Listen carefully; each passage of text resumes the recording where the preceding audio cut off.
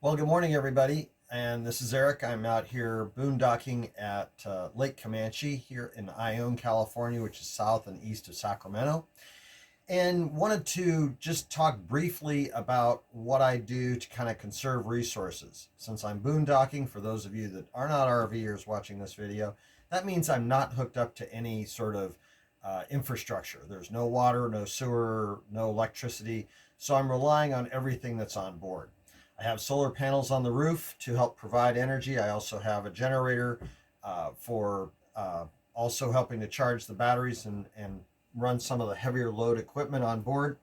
But one of the things I wanted to talk about was conserving water, because that is a very finite resource. I have freshwater tanks, but they only go so far. I'm going to be here for almost 10 days. And so I want to make sure that I have enough water to get me through. So one of the things I do when I get ready to wash dishes is I have a water filter container, and I like to wash dishes in hot water. So what I'll do is I will take this, I'll turn on the hot water valve, and it's now pumping the cold water that's in the pipes this side of the hot water heater up to the faucet and filling my water reservoir. And then when I start to get towards the top of the reservoir tank here, I know I'm about full. And so I've now got hot water in the pipes. And so I have maximum hot water in the sink for washing dishes. And I also have not wasted any more water than absolutely necessary by putting it into the water filter jug rather than putting it down the drain. Also, I only wash dishes typically once a day.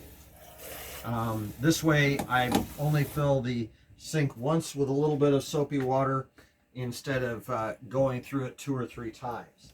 And wanted to also talk about how I save water when it comes to taking a shower. So let's go back to the shower and we'll take a look.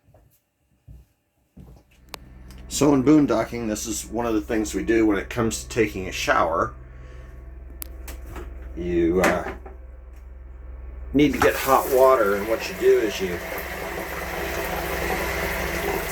put the initial cold water into a jug so that you don't end up putting any cold water or any water wasted down into the gray water tank.